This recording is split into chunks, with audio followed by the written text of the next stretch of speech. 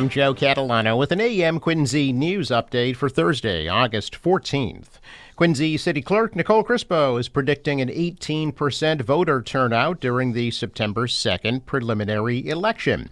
Voters will head to the polls to cast ballots in races for Councilor at Large and Ward 6 Councilor.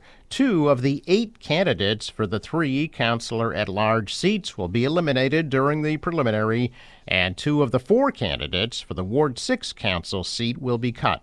The finalists will face each other during the November 4th general election. Early voting for the preliminary election will be held at Quincy City Hall on August 23rd from 8:30 to 2:30 and from August 25th through the 28th from 8:30 to 4:30. August 23rd at 5 p.m. is the deadline to register to vote in the September 2nd preliminary.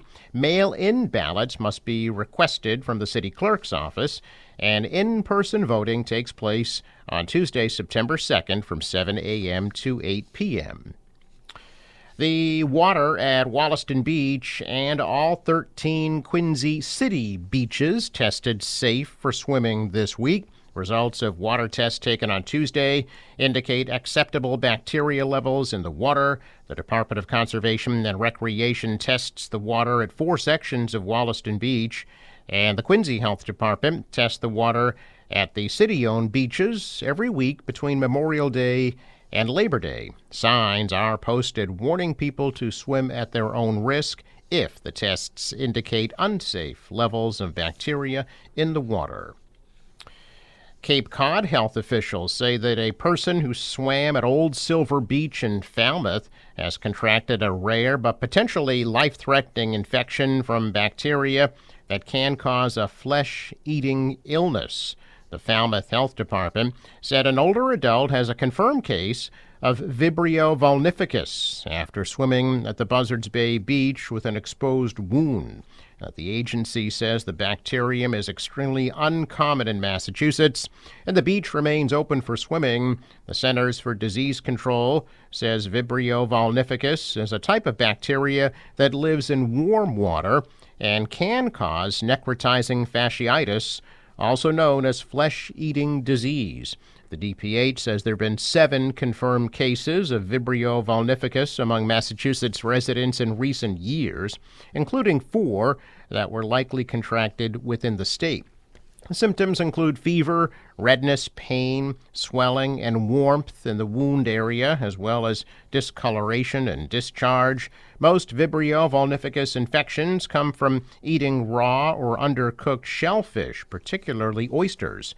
The Falmouth Health Department said there have not been any cases of the disease tied to eating oysters or shellfish harvested from Massachusetts. There is no way to test the water for the bacteria. Falmouth authorities stress that healthy people have a low risk of severe illness, but people with liver disease, diabetes, weakened immune systems, or other chronic conditions should take precautions in the water.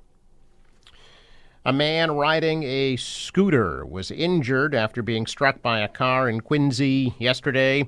Police say it happened near 151 Copeland Street in West Quincy at about 6 a.m. The 32-year-old Quincy man suffered head injuries and was taken to South Shore Hospital for treatment of what were described as non-life-threatening injuries. The driver of the car told police he did not see the scooter as he exited a driveway. No citations were issued. A woman was shot last night in Carver, prompting a police search. The victim, a 28-year-old woman, police said formerly lived in the town, walked into the Carver Police Department shortly after 7:30, telling officers she had been shot at Sampson Pond, about 3 miles away. She had what appeared to be a gunshot wound to her leg. She was transported to South Shore Hospital in Weymouth, and her injuries are not believed to be life-threatening. Carver police searched the area where the woman is believed to have been shot. A state police helicopter, a canine unit from the Plymouth County Sheriff's Office, and a drone unit from the Rochester Police Department were involved in the search, which left the area around Lakeview Street and Tremont Street closed for several hours. The woman told police she was walking her dog at the time she was shot. Carver police don't believe the shooting to be random, but said there was no ongoing threat to the public. Well, Braintree's summer-long quest to capture a Little League World Series championship begins today in Williamsport, Pennsylvania. The boys of summer from Massachusetts earned the right to represent New England in the prestigious tournament after a walk-off win over New Hampshire last week. Braintree's team has been a formidable force this summer, remaining undefeated through regional tournament play. They'll next take on South Carolina at 3 o'clock this afternoon. The team's run to Williamsport is the longest in Braintree American program history, and support has been off the charts, with fans packing local bars and restaurants to cheer the squad on.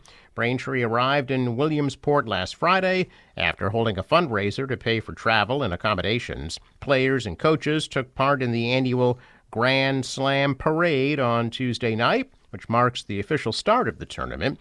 The Little League World Series features 38 games over 11 days. There are a total of 20 teams participating in the tournament, including 10 from the United States and 10 from around the world. This means Braintree will need to win 3 rounds to advance to the United States Champions game. If they emerge victorious in that round, they'll square off against an international team for all the marbles in the Little League World Series final. A check of business news this morning. Stocks soared yesterday. The Dow shot up 463 points. The Nasdaq added 31. The S&P was up 20. Asian stocks are mixed after days of gains driven by hopes for lower U.S. interest rates. U.S. futures slipped. The dollar fell. The euro is down. Oil at $63 a barrel. Sports. The Red Sox lose in Houston 4-1. They're back home at Fenway tomorrow night at 7:10 for a series with the Miami Marlins. The National Weather Service forecast for today: hazy, warm, and humid with a chance for afternoon storms, high of 87 degrees. For tonight, gradual clearing and a low of 67. Tomorrow, mostly sunny, more comfortable, high 79.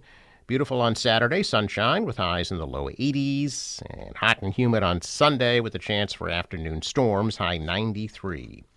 Marine forecast calls for 1-foot waves, southwest winds at 5 to 10 knots, become southeast later today, the high tide 3:56 p.m. Sunrise 5:50, sets 7:45. A couple of traffic notes. The Fore River Bridge is scheduled to open at 9 o'clock this morning. And today is the last day of the paving projects at Furnace Brook Parkway and Quarry Street in Quincy, which will run between 7 a.m. and 3 p.m. I'm Joe Catalano with an AM Quincy news update for Thursday, August 14th.